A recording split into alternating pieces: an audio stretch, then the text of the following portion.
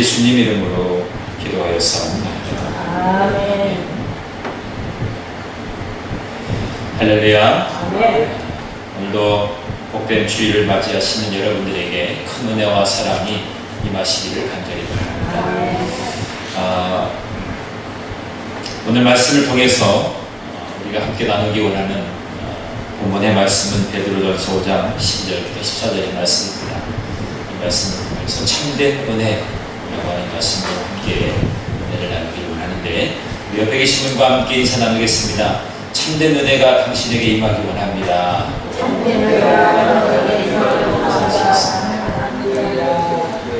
참된 은혜가 여러분 모두에게 임하시기를 간절히 바랍니다.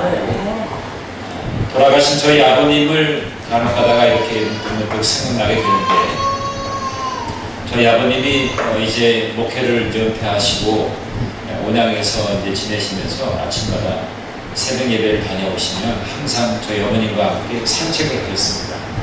동네를 쭉 한 바퀴 도는데 그 사셨던 아파트 옆쪽에 기능대학교가 있었어요. 기능대학교 쪽을 돌다 보면은 그 기능대학교 그 바로 입구 옆쪽에 골프장이 있습니다. 그래서 골프장에 지나가시다 보면은 골프공이 튀어나온 공들이 간혹 있었어요. 그래서 그거를 아침마다 마치 닭이 알을 낳아가지고 뭔가를 이렇게 주워오듯이 저희 아버님이 그렇게 주워오셨습니다. 그래서 어느 날 가면은 큰 통에 가득 차있어요. 그래서 참 흐뭇하고 뿌듯했는데, 골프는 치지 않지만 골프공을 볼 때마다 우리 아버님이 열심히 운동을 하셨구나, 그런 생각을 들 때가 있었습니다. 근데 궁금했던 것은, 골프공을 보면 제가 여러분 그래서 골프공을 갖고 있어요. 골프공인데 이게 좋은 건지 나쁜 건지 모르겠습니다.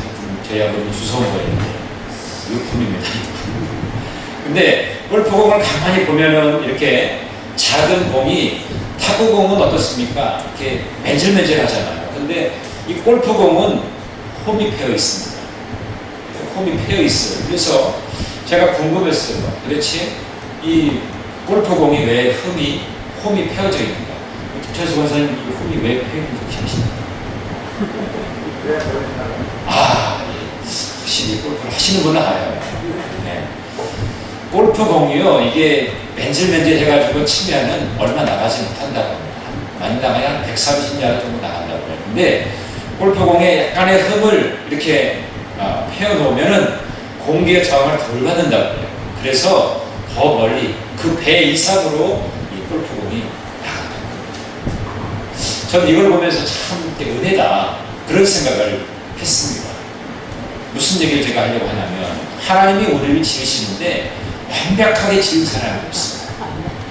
하나님 편에서도 나랑 똑같이 완벽한 사람을 지어야지, 그렇게 했다면 하나님이 아마 엄청난 시험거리가 되셨을 텐데, 하나님은 우리를 지으실 때요, 뭔가 2%가 부족한 부분이 반드시 있게 지으셨습니다. 어떤 사람은 이것이 탁월한데 이런 부분이 연약해. 어떤 사람은 예쁜데 마음씨가 고약해. 어떤 사람은 좀 불편하게 생겼어도 그 마음이 참 아름다워. 이렇듯이 뭔가 우리에게는 뭔가 부족한 면이 있어요. 흠이라는 것이 있습니다. 그런데 이 흠이나 이 조그마한 홈 때문에 우리는 하나님을 찾게 되는 거예요. 내가 부족하고 내가 연약하기 때문에 하나님의 은혜가 필요한 사람이라는 거예요. 오늘 저 여러분은 하나님의 은혜가 필요한 사람입니다. 부족하기 때문에, 연약하기 때문에, 무언가 결핍되어 있기 때문에 하나님을 추구하는 그런 인생인 것이죠. 오늘 이 주일을 맞이하면서 나의 불완전한 것이 오히려 하나님의 은혜를 구하게 되고, 그 하나님의 은혜를 맞이하게 되는 결정적인 계기가 된 것을 여러분 기억하시게 되기를 간절히 바랍니다. 오늘은 2013년 6월 마지막 주일을 맞이합니다.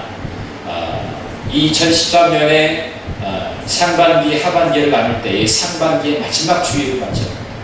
그래서 여러분 한 해 동안, 또 이 상반기 동안에 여러분의 삶의 모습을 한번 돌아보시기 바랍니다. 내가 과연 하나님이 기뻐하시는 은혜의 삶을 지속적으로 유지하고 살았는가?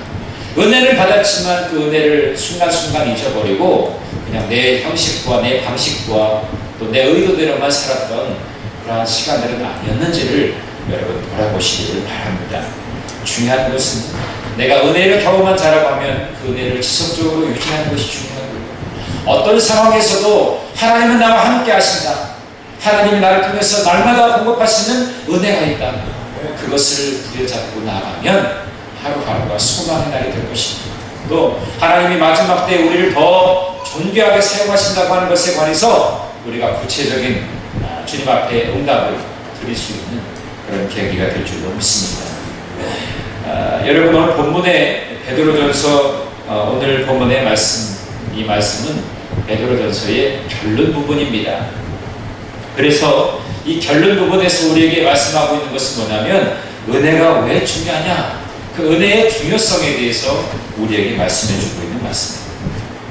삶의 고난을 이기고 은혜와 평강이 넘치는 그런 삶을 위해서 우리에게 무엇이 필요한지를 오늘 본문은 우리에게 가르쳐주고 있는 것입니다. 여러분 상반기를 결산하고 하반기를 준비하면서 여러분에게 은혜와 평강이 있기를 간절히 바랍니다. 그럴 때 제가 여러분들에게 여쭙겠습니다. 이 세 가지를 여러분들에게 여쭙겠는데 여러분들은 그것에 관해서 분명하게 대답할 수 있는지를 한번 돌아보시기 바랍니다. 저도 이 말씀을 준비하면서 과연 나도 이러한 부분이 있는가, 이거에 관해서 내가 자신있게 이해할 수 있었겠는가, 저도 많이 두려운 마음으로 이 말씀을 준비하게 됐는데 함께 말씀을 통해서 그 답을 구할 수 있는 이 시간 되기를 간절히 바랍니다. 첫 번째로 저와 여러분에게 질문하고 싶은 것이 뭐냐면 여러분 곁에는 신실한 형제가 있냐고요. 신실한 믿음의 동역자가 있냐. 오늘 12절 전반부의 말씀을 보면 이렇게 말씀하고 있죠. 내가 신실한 형제로 하는 실로안으로 말미암아 너희에게 간단히 써서 권하고, 이렇게 말씀하고 있습니다. 여기 9절에서 실로아노라고 하는 인물이 나오지요. 이 인물은 누구를 말하냐면 사도 바울과 함께 전도 여행을 떠났던 2차 전도 여행을 떠났던 실라를 의미하는 것입니다. 1차 전도 여행 때 바나바와 바울은 누구를 데리고 갔습니까? 마가를 데리고 갔어요. 그런데 마가가 중간에서 도저히 이 선교 여행을 못 하겠는 거예요. 그래서 중간에서 포기하고 다시 예루살렘으로 돌아왔거든요. 근데 2차 전도 여행 때는 바울이 마가를 같이 데려가자라고 하는 바나바의 의견과 충돌이 생겨가지고 싸움이 일어나잖아요. 그래서 결국에 바울은 누구와 함께 2차 전도 여행을 하게 되냐면 실라와 함께, 실라의 헬밤의 실라가 아니라 실로아노라고 하는 이 실라라고 하는 그런 사람과 함께 선교 여행을 떠나게 되는데, 이 실라는 선지자였습니다. 또 로마 시민권자였고, 오늘 본문의 말씀에도 보면 베드로의 편지를 대필한 비서 역할을 했던 사람이 바로 실라였습니다. 베드로는 이 실라를 아주 신실한 형제라고 부르고 있는 거예요. 그 사람은 참 신실한 사람, 믿음직하고 착실했던 사람이라는 거죠. 그런 교회를 위해서 충성했고 베드로에게도 참으로 훌륭하고 좋은 동역자였습니다. 함께 주님의 일을 위해서 헌신하였던 사람이었습니다. 또한 이 실라는 베드로와 바울과 모두 가까웠기 때문에 그들 사이를 이어주는 그런 끈과 같은 역할을 했던 것입니다. 이 그런 신실한 사람이 곁에 있었던 베드로가 얼마나 힘이 되고 위로가 되고 또 얼마나 그 사역을 감당함에 있어서 역량을 마음껏 발휘할 수가 있었겠는가 말입니다. 곁에서 늘 힘이 되어주는 사람이 필요합니다. 목사님, 저에게도 늘 힘이 되어주시는 우리 장로님들이 계시고 우리 권사님들, 신사님들, 우리 성도님들이 계셔서 늘 든든합니다. 아침에 기도할 때마다 우리 장로님들, 또 우리 권사님들, 집사님, 성도님들을 한번 떠올릴 때 마음의 끝을, 그리고 앞으로 이분들이 더 존귀하게 하나님께 쓰임받게 될 것을 기대하게 되면 늘 소망이 있습니다. 우리 교회가 소망입니다. 우리 교회가 비전이 있다. 기도로 뒤에서 구원하신 우리 장로님들 계시고, 일선에서 이제 마음껏 그 역량을 발휘하신 우리 권사님들이 계십니다. 또 이름도 없이 빛도 없이 조용하고 보이지 않는 곳에서 헌신하시는 집사님들, 우리 성도들이 계십니다. 얼마나 감사하신 겁니다. 여러분들에게도 누군가에게 소망이 되어주고 늘 신실한 동역자가 되어줄 수 있는 믿음의 사람이 되기를 간절히 바랍니다.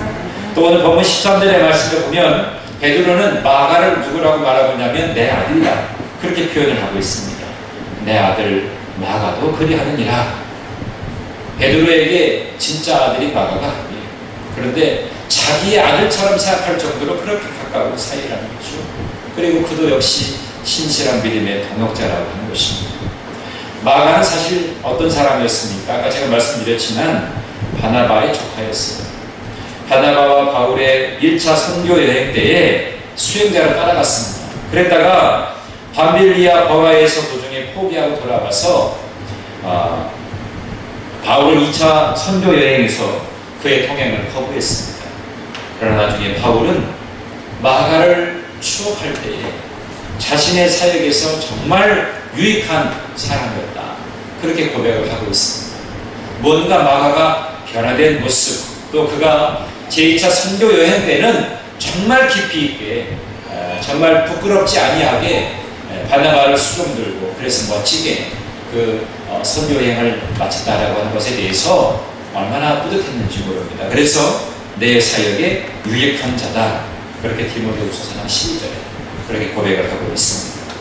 베드로의 영향을 받아서 마가복음을 기록하게 되는 대역사를 이룬 사람이 바로 마가였습니다. 그런 마가의 모습을 보면 누구나 희망이 있음을 깨닫게 되지 않습니다. 누군가에게 희망을 줄 수 있는 사람, 누군가에게 신실함으로 다가가서 그에게 정말 기억되는 사람, 그런 사람이 우리에게 필요하다는 것이죠. 여러분, 신실하다라고 하는 말의 뜻은 뭐냐면 서로 기도해주고 협력하는 관계를 말합니다. 서로 기도해주고 협력하는 관계를 말합니다. 우리 감리교인들의 이름을 신실한 사람들, faithful members라고 하는 이름을 2004년부터인가요? 그때부터 쓰기 시작했어요. faithful members, 신실한 하나님의 사람들, 감리교인들 되자, 그런 운동을 벌이게 된 것이죠. 저와 여러분이 세상에 그리스도의 향기를 전하는 그런 신실한 하나님의 사람들이 되기를 간절히 바랍니다. 때로는 허물이 있고 연약함이 있고 좀 무엇인가 부족함이 있다 할지라도 변함없는 하나님의 사랑을 입은 자로 그 사랑을 전하기에 부족함이 없고, 그래서 세상에 그리스도의 편지가 되고 우리 교회의 비전처럼 그리스도의 향기를 전할 수 있는 축복의 사람들이 다 되어야 할 줄로 믿습니다. 우리 옆에 분 보시면서 이렇게 축복하겠습니다. 당신은 신실한 분이십니다. 당신은 세상의 희망입니다 하고 인사 나누겠습니다. 당신은 신실한 사람입니다. 당신은 세상의 희망입니다. 여러분이 세상의 희망인 거예요. 여러분을 통해서 열방의 주께로 돌아오는 역사가 일어나게 될 줄로 믿습니다. 우리는 복된 주님 안에서의 가족입니다. 가족이라는 것은 뭡니까? 일치된 비전을 가지고 한 목표를 향해서 멋지게 나아가는 자들입니다. 예수 그리스도의 복음의 그 향기가 온 땅에 전해지도록 위해서 우리가 부름받았지 않습니까? 서로 신실한 동역자가 되어서 내가 힘들고 내가 버거울 때 나를 위해서 기도해주고 나를 뒤에서 밀어주는 그런 동역자들을 통해서 내가 다시금 일어서고 또 내 주변에 넘어지고 쓰러진 내 이웃들, 내 형제 자매들이 있다면 그들 이렇게 세워줄 수 있는 넉넉한 주님의 이끌림 되기를 간절히 바랍니다. 여러분에게 그러한 신실한 동역자가 여러분 곁에 늘 함께하기를 간절히 바랍니다. 여러분 주중에 뭐 하십니까? 바쁘고 분주한 삶을 사시지 않습니까? 특별히 우리가 석회로 오리는 모임을 일주일에 한 번씩 갖게 됩니다. 주일에 평일에 모이게 되는데 속회에서 가장 중요한 것은 뭐냐면 두 가지입니다. 하나는 뭐냐면 말씀을 나누는 거예요. 그 말씀 들은 거에 관해서 우리가 어떠한 삶을 앞으로 이제 멋지게 출발할 것이냐, 말씀을 나누는 거고요. 또 하나는 뭐냐면 아주 중요한 거예요. 서로의 기도의 제목을 나누고 위해서 기도해 주는 거예요. 이 두 가지가 속회에서 빠지면 속회의 기능을 상실합니다. 속회는 그냥 일상적인 외부의 어떤 개 모임이나 잡담하고 그러한 모임이 아니에요. 우리의 영혼을 견실하게 세우는 그런 아주 좋은 소그룹 모임입니다. 어떤 분은 속회를 통해서 은혜를 받아가지고 그 교회에 정착할 수 있는 그런 계기가 됐다는 적이 있어요. 그래서 속회가 중요합니다. 또 속회를 인도하시는 속장님은 그러한 방향으로 중심을 잡으십니다.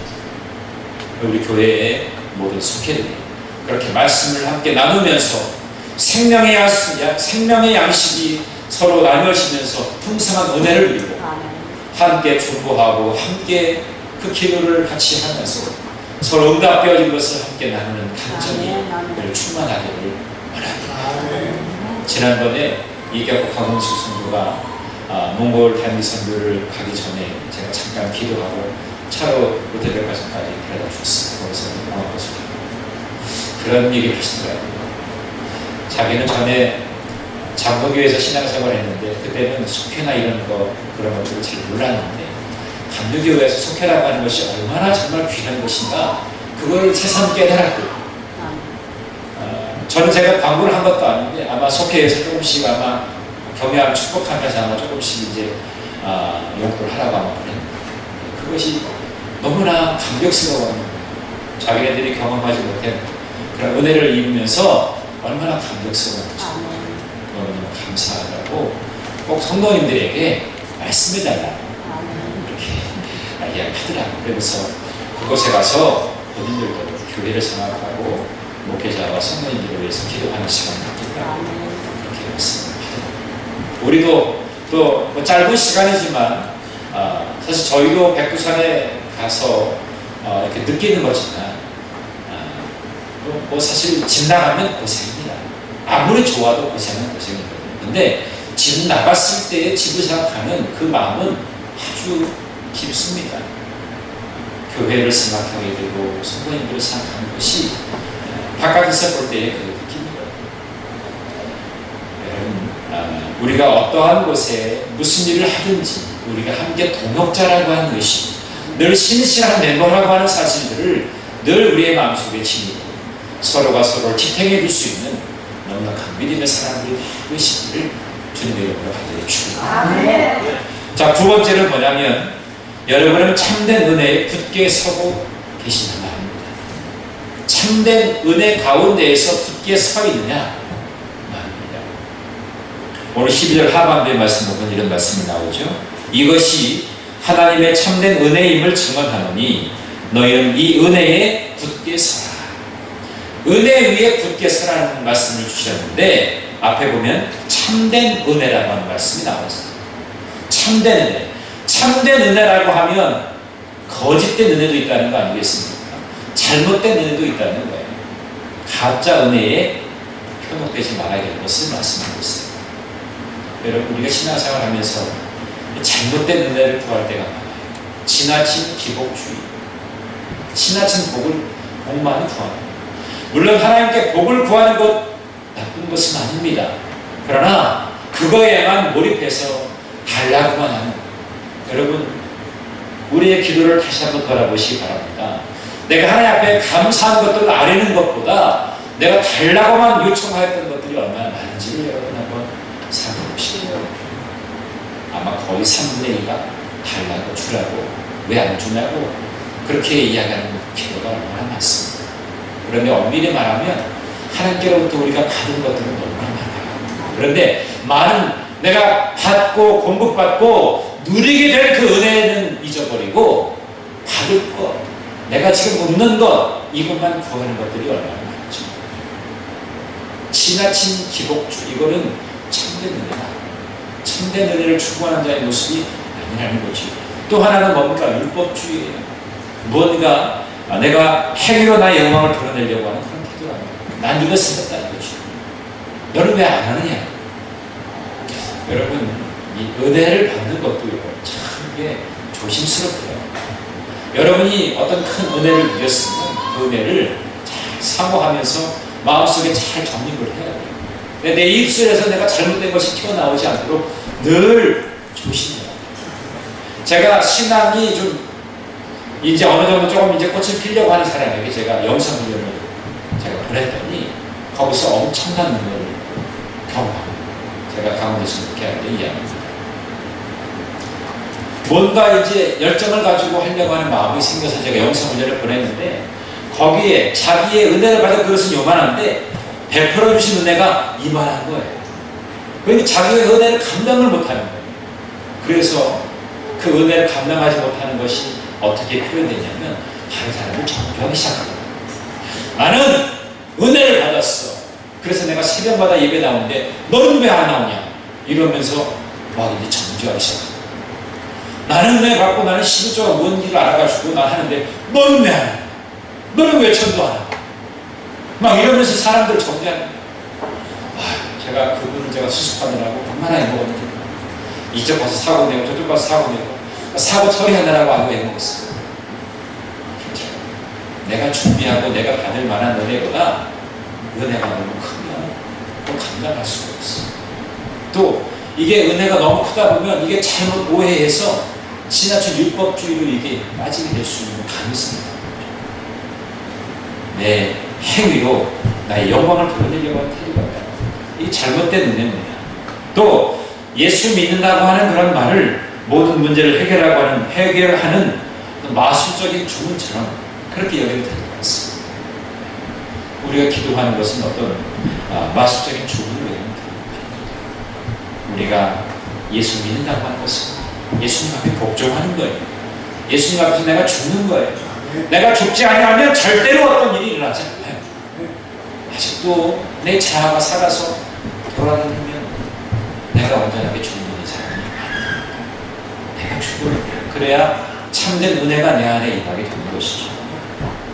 그러면서 그리스도의 남은 고난에 동참하지도 않고 헌신도 없고 회개도 없고 변화도 없습니다. 이러한 것이 가짜 은혜예요. 자기만의 유익을 구하는 그러한 사람의 모습입니다. 그러면 참된 은혜 위에 굳게 서 있는 사람은 어떤 사람이냐? 다른 사람을 세워주는 거예요. 다른 사람을 세워주는 거예요. 나의 유익보다도 다른 사람의 약함을 높여드리고 그 사람을 세울 수 있도록 뒤에서 기도를 협력하고 도와주는 사람, 바로 참된 은혜를 누리는 사람. 그 사람이야말로 참된 은혜 앞에 거룩하게 견고하게 굳게 서 있는 자연적으로 있습니다. 자기보다도 다른 사람을 더 생각합니다. 또 참된 은혜는 서로 동역하고 협력하게 만드는 것입니다. 협력하게 만드는 것입니다. 제가 얼마 전에 엊그저께 제가 신방을 갔다 오면서 이쪽에 서림동의 동사무소에서 이쪽에 공사하는 것 때문에 설명회를 시작했습니다. 이 설명회만 한 서너 번 했던 것 같아요. 우리 교회에서도 한 서너 번 했고 여기 동사무소도 했고 이제 아마 하반기에 이제 장거가 끝나고 이제 구체적으로 이제 하려고 하는 것 같아요. 장비가 어떻게 올라오냐 이것 때문에 이제 그 문제를 이제 얘기했는데 바위를 깎고 여기 정리하고 이런 부분이 아마 구체적으로 진행되게 될 것 같습니다. 그런데 그렇게 이제 그 설명회를 하고 그 은권사님이 또 같이 참여했는데 또 식사를 또 대접하시겠다고 해서 이제 감사하게 냉면을 맛있게 먹었습니다. 근데 그때 전화가 왔어요. 어떤 분한테 전화가 왔냐면 우리 교회 드럼을 이렇게 해 놓으신 다른 교회 권사님이 계시는데 그 권사님하고 우리 친구가 옥토 뒤쪽에 그 등나무 밑에서 같이 이야기를 나누면서 이야기하다가 지나가는 사람하고 얘기를 하다가 그분을 전도했어요. 그래서 우리 교회하고 상관이 없는 그분들이 우리 교회를 소개하고 우리 교회를 전도했다. 시스피 되신 분인데 여기 103동에 사시는 분이라고 말씀하시면서 기회가 되면 꼭 오시라고. 그 가족이 아직 예수 믿지 않기 때문에 지금 힘든 것이 있지만 이 교회가 너무 좋다고 그러면서 얘기를 하고 사실 그분들이 전도할 거라고 생각을 못했지요. 어떤 때는요 조용하게 묵상을 하려고 할 때 이제 이분들이 와가지고 들으면서 하고 좀 불편할 수도 있었는데 가만히 생각해 보니까 이분들이 여기서 들으면서를 하면서 그 누리게 된 그 은혜를 생각하면서 이분들이 전도를 하시더라고요. 그래서 이곳에 우리 교회의 발걸음을 내딛는 모든 분들을 소중히 문화교실을 하는 분들이나 이 교회 가끔 왔다 갔다 방문하는 분들이 우리 교회를 소개하고 우리 교회를 전하는 거예요. 참 귀하구나 라고 하는 생각을 갖게 됩니다. 그래서 한 번도 우리가 소홀히 여기서는 안 됩니다. 그분들은 자기들이 섬기는 교회가 있어요. 그러나 이 교회가 성장하고 부흥할 것을 위해서 그렇게 전도하는 거예요. 함께 협력하고 동역하는 것이요. 그게 참된 은혜 위에 견고하게 서 있는 사람들의 모습이라는 거예요. 우리도 누군가를 세워줄 필요가 있는 사람들이 있습니다. 누군가에게 복음을 전해야 할 필요성이 있는 사람들이 있어요. 그럴 때에 우리가 나만의 유익을 구하는 것이 아닌 주님의 나라를 확장하는 일 위해서 내가 귀하게 쓰임받고 있다는 사실에 여러분이 굳게 서 있게 되기를 간절히 바랍니다.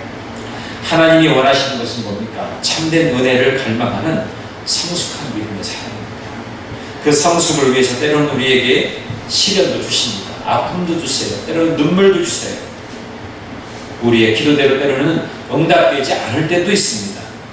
그래도 하나님은 항상 우리를 최선의 것으로 최선의 길로 인도해 주시는 겁니다. 우리가 주님의 방주 안에 있으면 고난의 항해 가운데서 오히려 더 안전할 수 있습니다. 주님의 방주 안에 거하잖아요. 제가 백두산에 갔다 오면서 아주 배를 원어스 타봤어요. 32시간, 왕복 32시간을 타서. 근데 왔다 갔다 하면서 사실 멀미가 예상이 돼가지고 멀미할 줄 모른다고 해가지고 멀미약도 잔뜩 챙겨갔어요. 근데 한번 안 먹어보자 그랬는데 전혀 배가 요동이 없더라고요. 배가 크니까 밑에 아무리 출렁해도 전혀 요동이 없어요. 전 그리고 참 신기했던 것이 뭐냐면 안개가 참 큰데도 어떻게 이 배가 항로를 이탈하지 않고 정확하게 가는가? 전 그게 신기하더라고요. 비행기도 항로가 있잖아요. 비행기가 이렇게 가는 길이 있잖아요. 비행기가 길이 있다는 늘 알고 있지만 어떻게 그 길을 정확하게 갈 수 있는가? 참 대단한 것 같아요. 분명한 것은 주님의 방주 안에 우리가 가게 되면 우리가 어떤 세상에 풍랑이 있어도요 더 안전할 수가 있습니다. 여러분 이제 장마가 지난번에 오려고 했다가 잠시 멈췄잖아요. 아마 다음 주부터 이번 주부터인가요? 아마 장마가 다시 또 올라온다고 합니다. 북상한다고 해요. 장마철에 보십시오. 밖에 나갔을 때는 되게 불편하잖아요. 비가 엄청 내리게 되면 우산을 써도 우비를 입어도 얼마나 불편한지 몰라요. 그런데 집안에 딱 앉아있으면 운치 있게 보죠. 운치. 바깥에서는 막 지저분하고 막 옷에 비 맞고 그래가지고 막 추적추적하고 막 끈적끈적하고 막 그러잖아요. 근데 집 안에 있으면 창가에 부딪히는 그 빗방울이 너무나 운치 있게 느껴져요. 거기에 차 한 잔을 마시면서 성경을 읽으면 얼마나 달콤하죠. 그렇죠? 근데 읽어봤어요, 성경. 몇 전에 봤어요. 여러분, 장마철에는 주님께서 그런 주님의 그 은혜로운 그 단비를 경험하면서 말씀을 묵상하라고 주시는 기회입니다. 우리가 집 안에 있으면 아무리 외부의 어떤 환경이 불편해도 평안하잖아요. 마찬가지. 우리의 영혼도 우리가 주님의 은혜의 방주 안에 거하게 되면 어떤 세상의 시련도 역경도 환난도 그것이 평안하게 내가 방주 안에 있기 때문에 누릴 수가 있다. 참된 은혜의 터 안에 여러분이 견고하게 서게 될 수 있는 믿음의 사람들이 되기를 간절히 바랍니다.